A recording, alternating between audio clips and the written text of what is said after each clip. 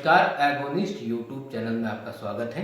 आज हम यहाँ पर डायलिसिस के बारे में चर्चा करेंगे कि डायलिसिस क्या होता है, कब इसकी ज़रूरत पड़ती है किडनी पेशेंट्स को और ये कौन कौन से तरीक़ों से डायलिसिस किया जाता है। इसमें हम जानकारी प्राप्त करते हैं कि बॉडी में अपन जो खाना खाते हैं, जो भी डाइट लेते हैं, उसमें मेटाबॉलिज्म होता है। बॉडी में मेटाबॉलिज्म होने के बाद जो वेस्ट प्रोडक्ट बनते हैं, वो वेस्ट प्रोडक्ट फिल्टर आउट करने का काम किडनी का होता है। लेकिन जब किडनी में कोई समस्या हो जाती है, जैसे अक्यूट किडनी डिजीज और क्रोनिक किडनी डिजीज, तो उस समय जो किडनी का काम है वो शट डाउन हो जाता है। यानी किडनी जो है वो वेस्ट प्रोडक्ट को फिल्टर आउट नहीं कर पाती पूरे तरीके से। तो उससे क्या होता है, उससे एक चीज होती है, number 1 fluid retention. Fluid retention का मतलब होता है कि बॉडी में वाटर और साल्ट जो है वो इकट्ठे हो जाते हैं, जिससे अपने पैरों के अंदर, फेस पे या हाथों के अंदर स्वेलिंग आनी शुरू हो जाती है। वो इसलिए होता है क्योंकि यूरिन आउटपुट है वो कम हो जाता है, जिस वजह से जो ये फ्लूइड है वो निकल नहीं पाता, क्योंकि फिल्ट्रेशन की प्रोसेस कम होती है, यूरिन आउटपुट कम होता है, उसकी वजह से फ्लूइड है वो बॉडी में इकट्ठा हो जाता है, पानी बॉडी में बढ़ जाता है, जिससे सूजन आती है।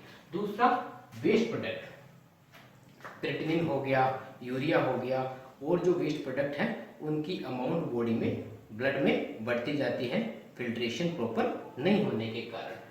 तीसरा, सोडियम और पोटेशियम का लेवल है वो भी अब नॉर्मल हो जाता है। सोडियम पोटेशियम का लेवल अब नॉर्मल हो जाता है। सोडियम का लेवल अगर बढ़ जाता है तो उसकी वजह से या और अदर कारण की वजह से ब्लड प्रेशर है वो बढ़ जाता है। पोटेशियम का लेवल अगर ब्लड के अंदर बढ़ जाता है तो हार्ट का जो रिदमिक सिस्टम है वो डिस्टर्ब हो जाता है। तो इन सब समस्याओं की वजह से जो है एक सीरियस कंडीशन आ जाती है, सीरियस कंडीशन आ जाती है।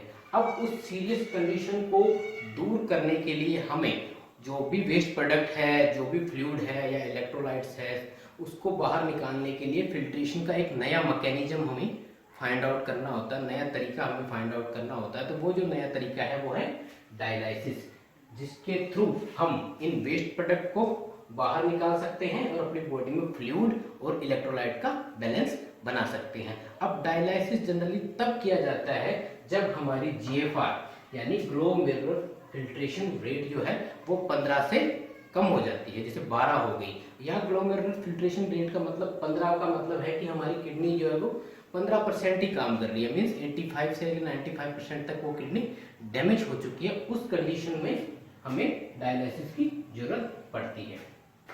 अब डायलिसिस है वो दो तरीके से किया जा सकता है। वो डॉक्टर पे डिपेंड करता है, आपकी फिजिकल कंडीशन या कितनी आपकी किडनी डैमेज हो चुकी है, कितना वो काम करती है, उस आधार पे या तो हीमोडायलिसिस किया जाता है या इंट्रापेरिटोनियल या पेरिटोनियल डायलिसिस किया जाता है। हीमोडायलिसिस होता है वो एक मशीन की हेल्प से किया जाता है, जिसको डायलाइजर कहा जाता है। ये आउटसाइड द बॉडी होता है। इसमें क्या करते हैं, सबसे पहले इसको हफ्तों महीनों पहले इसकी तैयारी की जाती है। उस तैयारी में क्या किया जाता है कि जो बाजू होती है अपनी, उस बाजू के ऊपर लोकल एनेस्थेटिक लगाया जाता है सुन्न करने के लिए। फिर वहाँ पे एक कट लगाया जाता है, इंसिजन लगाया जाता है उसके सर्जन के द्वारा। इंसिजन लगाने के बाद वहाँ की एक आर्टरी जो ब्लड ले जाती है बॉडी के अंदर, और एक वेन जो ब्लड लेके आती है हार्ट की तरफ, उन दोनों को कनेक्ट किया जाता है। कनेक्ट करने के दो तरीके होते हैं, एवी ग्राफ्ट से और एवी फिस्टुला। एवी ग्राफ्ट में एक प्लास्टिक की पाइपिंग यूज की जाती है, उस पाइपिंग की हेल्प से आर्टरी और वेन को जोड़ा जाता है।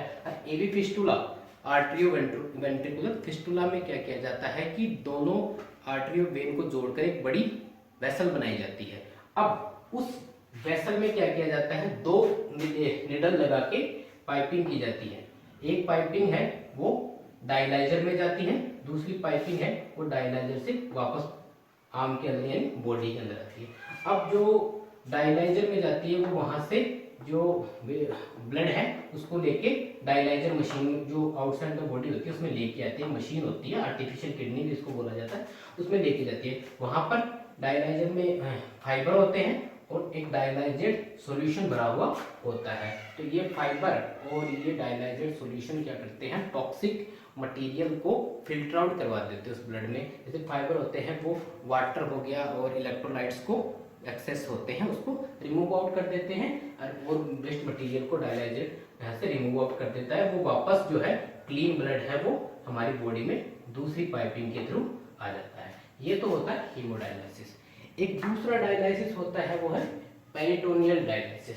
Peritoneal dialysis with in the body होती है। इसमें जो अपनी कैविटी होती है, पेरिटोनियल मेम्ब्रेन, एब्डोमिनल जो कैविटी मेम्ब्रेन होती है, वो एक फिल्टर का काम करती है। उसमें क्या करते हैं कि इंसिजन लगा के एक प्लास्टिक की पाइपिंग जो है एब्डोमिनल कैविटी में यहाँ डाली जाती है, उसको कैथेटर बोलते हैं प्लास्टिक की पाइपिंग को। उसके अंदर उस कैथेटर की हेल्प से उस एब्डोमिनल एरिया में डायलाइजेड एक सॉल्यूशन आता है वो भर दिया जाता है। अब उस जो पेरिटोनियल मेम्ब्रेन आती है, उस पेरिटोनियल की जो मेम्ब्रेन है उसमें उस डायलाइजेड जो सॉल्यूशन है उसके अंदर क्या है, एक्सचेंज होता है वेस्ट मटेरियल का। तो उससे क्या होता है कि ब्लड के अंदर जो वेस्ट मटेरियल है वो वहां से होता हुआ डायलाइजेड में चला जाता है, और फिर वो डायलाइजेड और वेस्ट है वो बॉडी से आउट कर दिया जाता है। ये एक संक्षिप्त परिचय आ गया डायलिसिस का। और डायलिसिस का एक उसमें ये ध्यान रखा जाता है कई बार किडनी डिजीज ना होते हुए भी डायलिसिस की जरूरत पड़ती है। उसमें क्या है, जैसे किसी ने पॉइजनिंग ले ली या एक्सेसिव मेडिकेशन हो जाता है, पॉइजन हो जाता है, तो उसको रिमूव आउट करने के लिए भी डायलिसिस यूज किया जाता है। और कई बार नॉर्मल कंडीशन अगर पेशेंट है वो डिस्कम्फर्ट फील कर रहा है, उसका पोटेशियम का लेवल हद से ज़्यादा बढ़ गया है और टॉक्सिक मटेरियल बहुत ज़्यादा उसके अंदर बढ़ गया है, तो उसको मेंटेन करने के लिए इमरजेंसी के अंदर डायलिसिस किया जाता है। धन्यवाद। डायलिसिस की इतनी जानकारी उसके लिए